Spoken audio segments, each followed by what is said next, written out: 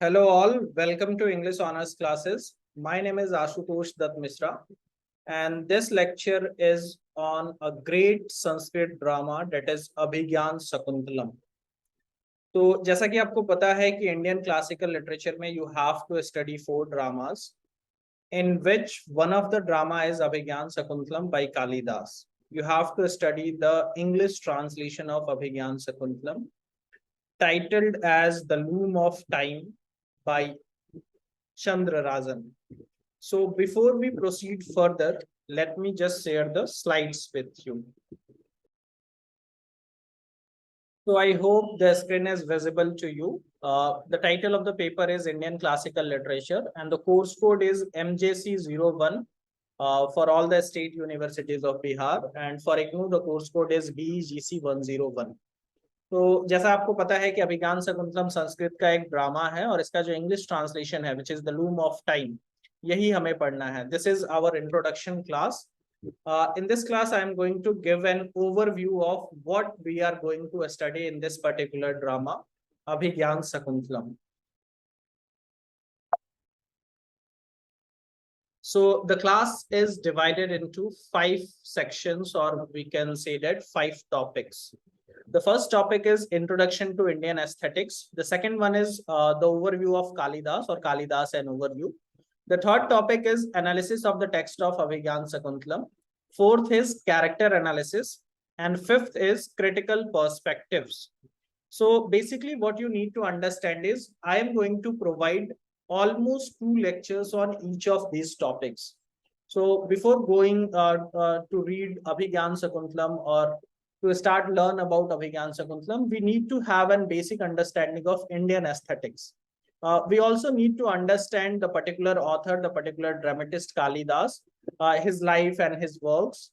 Then we will try to understand the text of Abhigyan Shakuntalam. And then we have character analysis and various critical perspectives कि जो अलग-अलग critic हैं वो अभिज्ञान शकुंतलम के बारे में क्या कहते हैं.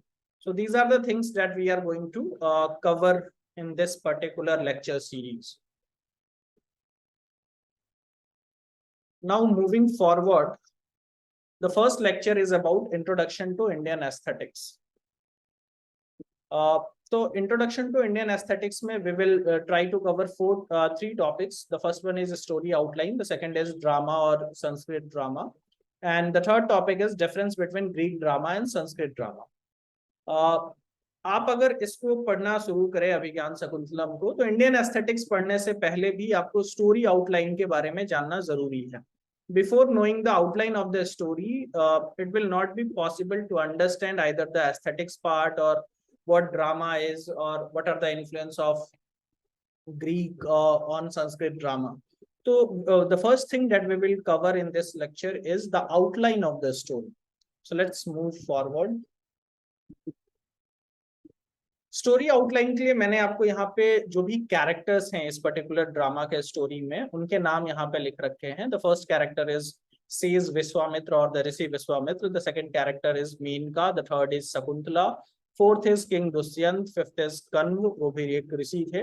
And the sixth is sage Durvasa. And the seventh is fisherman and fish. तो ये 7 कैरेक्टर्स हैं बेसिकली, और इसी के जो मेजर स्टोरी आउटलाइन है. मैं इन डेप्थ में बात नहीं करूंगा अभी. I will try to just provide you the outline of this story जितनी शॉर्ट में हो सकता है. तो कहानी सिंपल सी ये है कि विश्वामित्र और मेनका की एक डॉटर होती है जिनका नाम है शकुंतला.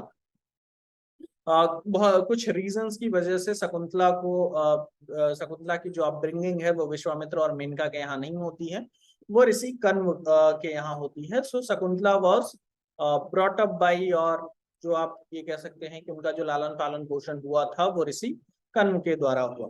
तो एक दिन राजा दुष्यंत जो है वो जंगल में आते हैं और फिर वो कण्व ऋषि के आश्रम में उन्हें शकुंतला दिखाई देती है. So this king Dushyant fail in love with Shakuntala, और फिर उसके बाद शकुंतला गॉट प्रेग्नेंट, और किंग दुष्यंत जो है वो उन्हें एक अपनी निशानी, एक अंगूठी दे करके दुष्यंत जो है वो अंगूठी दे करके वापस महल लौट जाते हैं और अपने राज्य जो है वो लौट जाते हैं. इसके बाद होता यह है कि Shakuntala was also mesmerized by the beauty of Dushyant, as Dushyant was also very much attracted towards Shakuntala. तो जब दुष्यंत चले जाते हैं तो Shakuntala was almost lost in the thoughts of king Dushyant. और एक दिन जो सेज दुर्वासा ऋषि जो हैं वो आए होते हैं शकुंतला के दरवाजे पे, और जब वो आवाज लगाते हैं तो शकुंतला नहीं सुनती हैं क्योंकि वो ख्यालों में खोई होती हैं राजा दुष्यंत के।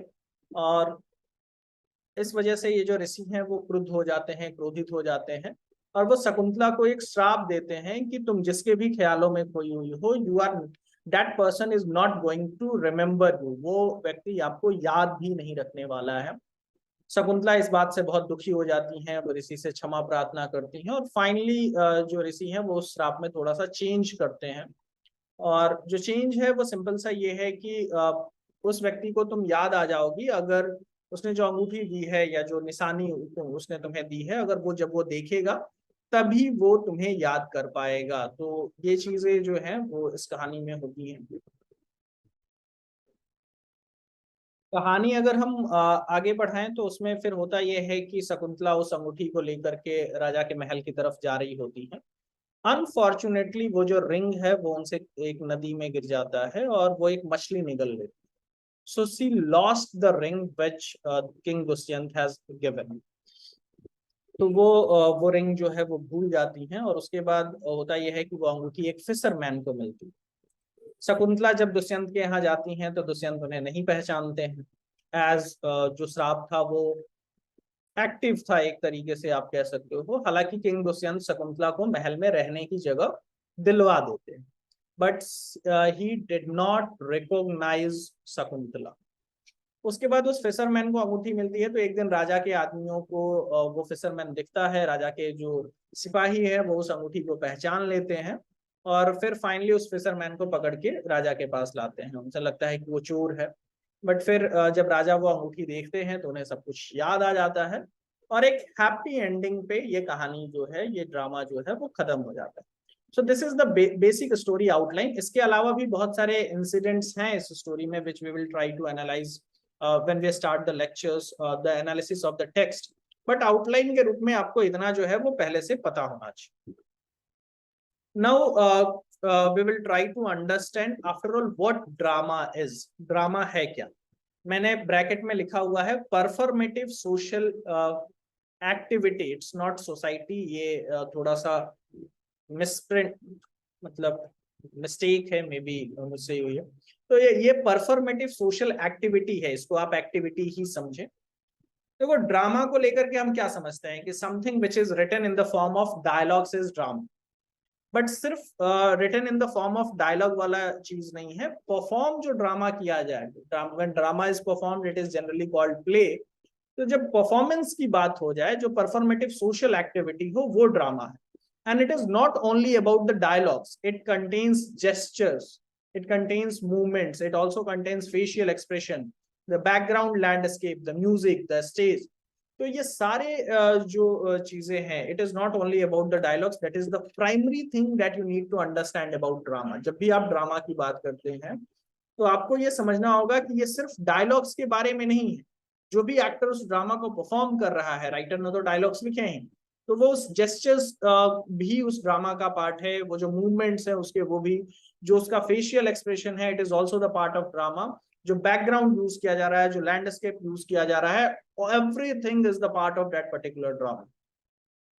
फिर अगर हम बात करें कुछ संस्कृत ड्रामेटिस्ट की, जो मेजर संस्कृत में ड्रामा कब आया इस पे भी हम बात करेंगे। बट जो मेजर संस्कृत ड्रामेटिस्ट हैं उनमें सबसे पहला नाम आता है भासा का, फिर भावभूति, फिर शुद्रका है, और कालिदास है।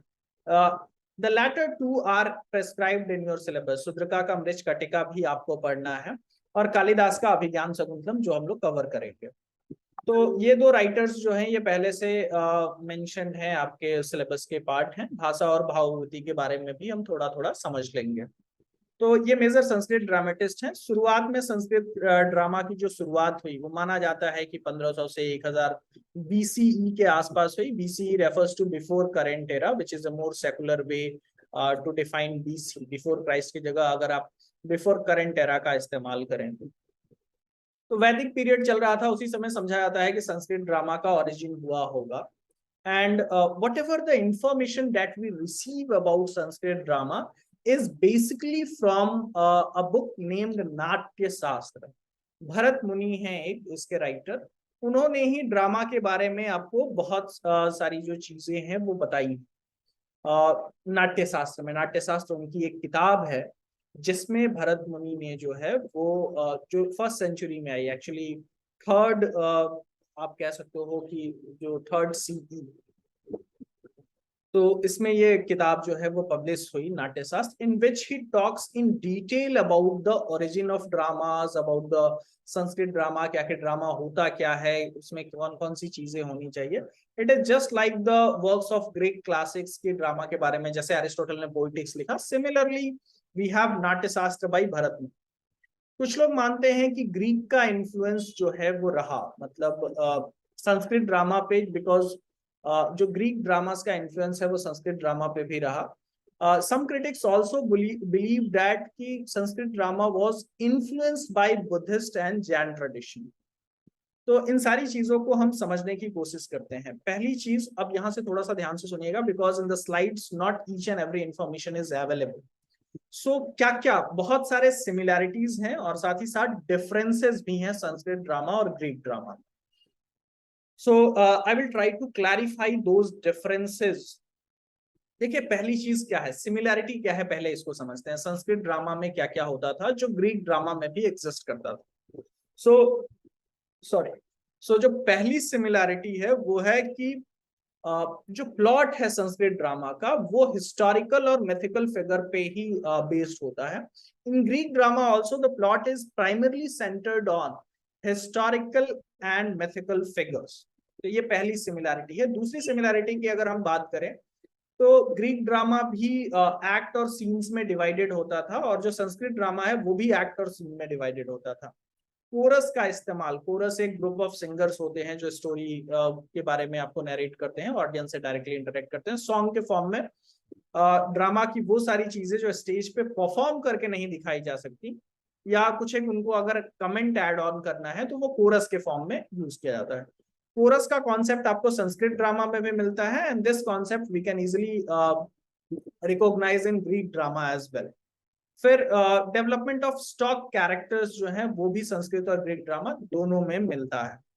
फिर डिफरेंसेस क्या है, what is the difference between Sanskrit and Greek drama, इस बात को भी हम समझने की कोशिश करते हैं. पहली चीज जो आपको समझना है वो ये है कि जो गॉड का कॉन्सेप्ट है, गॉड और गॉडेस का जो कॉन्सेप्ट है वो इंडियंस द्वारा ही ऐड किया गया. ग्रीक ड्रामा में डायरेक्टली गॉड्स के कैरेक्टर्स को इंट्रोड्यूस डायरेक्टली नहीं किया जाता है.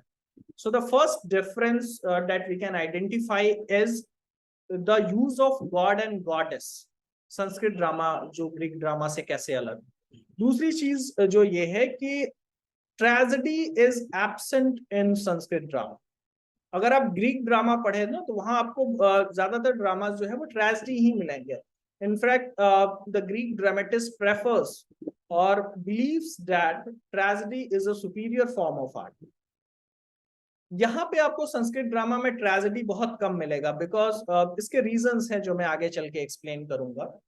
फिर उसके बाद जो टाइम, ग्रीक ड्रामा में एरिस्टोटल का एक कॉन्सेप्ट है जो फॉलो किया गया, जैसे आप देखें तो unity of time, place and action. What I mean by unity of time, place and action is कि टाइम भी यूनिफाइड होना चाहिए, एक दिन से ज्यादा का नहीं होना चाहिए, प्लेस भी बहुत वेरिएशंस नहीं होने चाहिए, और एक्शन भी यूनिफाइड, इन तीनों में यूनिटी होनी चाहिए. जबकि आप देखेंगे कि संस्कृत ड्रामा में ऐसा नहीं, वो ना तो टाइम यूनिफाइड है ना प्लेस यूनिफाइड है. मतलब अगर एक इंसिडेंट अर्थ पे चल रहा है तो दूसरा हेवन में भी चल रहा है, ये भी पॉसिबिलिटी है.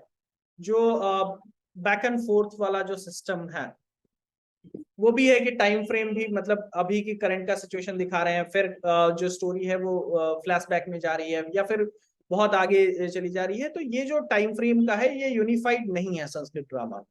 So Sanskrit drama does not follow the tradition of the unity of time, place and action. This is the third difference. If I clarify once again one by one, what is the difference between Sanskrit drama and Greek drama? The first point is, which is God and goddess are added by the Sanskrit dramatist. Next thing is which is the absence of tragedy in Sanskrit drama. And the third thing is Sanskrit drama does not follow the tradition of the unity of time, place and action. The fourth thing is dance और song का जो concept है वो भी Sanskrit drama में introduce किया गया, जो प्राइमरली ग्रीक ड्रामा में नहीं हुआ करता। So this is the thing that we need to understand. उसके बाद बुद्धिस्ट और जैन ट्रेडिशन का भी इन्फ्लुएंस जो है वो थोड़ा बहुत आप मान के चल सकते हैं कि संस्कृत ड्रामा पे रहा। One thing you need to understand is the variation in dramatic tradition. जब मैं बात कर रहा हूँ Sanskrit drama, there is a possibility basically कि वेरिएशन हो, because India is a vast country, और उस समय भी जो था ऐसा नहीं है कि जो जिस तरीके का संस्कृत ड्रामा साउदर्न पार्ट में चल रहा है या नॉर्थ इंडिया में चल रहा है, पूरे इंडिया में उसी तरीके का चल रहा है। वेरिएशन के चांसेस हैं, और वेरिएशन था भी। जैसे अगर आप साउदर्न ड्रामा की बात करें तो वहां पे डांस ड्रामा एक हुआ करता था।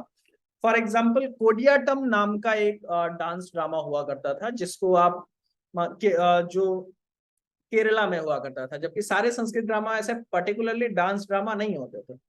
तो आपको संस्कृत ड्रामाज में वेरिएशंस भी मिलेंगे, और जो इंडियन क्लासिकल ड्रामा है उसमें थोड़े बहुत वेरिएशंस हैं that you need to understand. Now moving on to the next slide.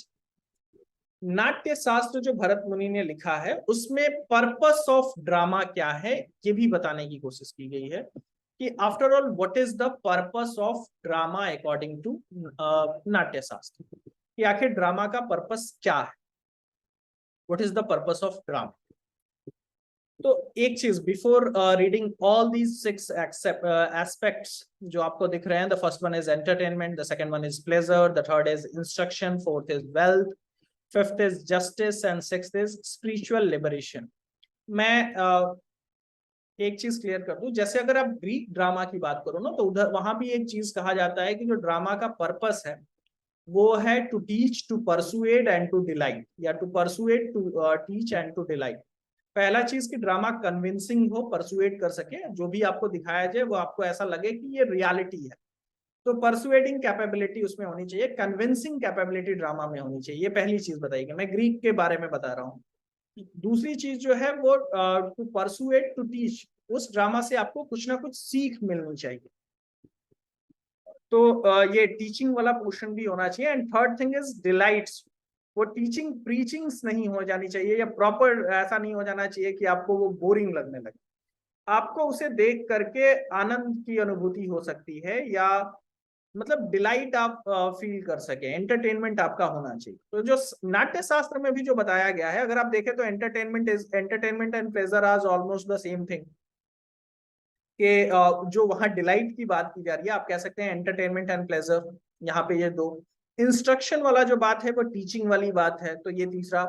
Wealth और जस्टिस वाला जो बात है कि ड्रामा का पर्पस ये भी है वेल्थ एक्युमुलेट करना, और साथ में लोगों को जस्टिस के बारे में, what is just and what is unjust, ये कॉन्सेप्शन लोगों के माइंड में क्रिएट हो पाए, इस बारे में भी बात करना, it is also the purpose of drama. And the sixth thing is spiritual liberation. Spiritual liberation का मतलब ये है लोग ये समझ पाए कि डेथ ही एंड नहीं है। और जो मैंने वहां अभी कहा था ना कि संस्कृत ड्रामा ट्रेजिक नहीं होते, Sanskrit drama is not tragic. कारण ये है क्योंकि हमारे यहाँ जो फिलॉसफी चलती है वो स्पिरिचुअल लिबरेशन की फिलॉसफी। इट मीन्स हमारे यहाँ डेथ को नेगेटिव माना ही नहीं जाता है, death is basically a celebration.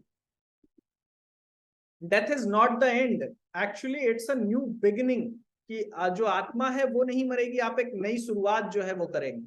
तो ये जो फिलॉसफी है, डेट इज वाई हमारे यहाँ का जो संस्कृत ड्रामा है वो प्राइमरीली आपको ट्रेजिक नहीं होते हैं नेचर में, जबकि आप देखेंगे कि ग्रीक ड्रामा ट्रेजिक है। तो आज की क्लास के पॉइंट ऑफ व्यू से इतना ही। अगले क्लास में हम इंडियन एस्थेटिक्स को ही कंटिन्यू करेंगे। जैसा मैंने बताया, मैं एक बार फिर से क्लैरिफाई कर दूं, हमने स्टोरी आउटलाइन समझा, ड्रामा के बेसिक्स को भी समझा, संस्कृत ड्रामा और ग्रीक ड्रामा में क्या अंतर है, ये जो 3 टॉपिक की मैं बात कर रहा था, मैंने ये समझाने की भी कोशिश की आपको। आई होप आपको ये इंफॉर्मेशन जो है वो हेल्पफुल लगी होगी। आगे की जो क्लासेस होंगी, अभी इंट्रोडक्शन टू इंडियन एस्थेटिक्स पे ही 1 या 2 क्लास और होगी, then we will move on to Kalidas overview, और फिर इस तरीके से यही सारे टॉपिक्स जो हैं ये आपको क्लासेस में कवर किए जाएंगे। So thank you for watching the video, have a nice day.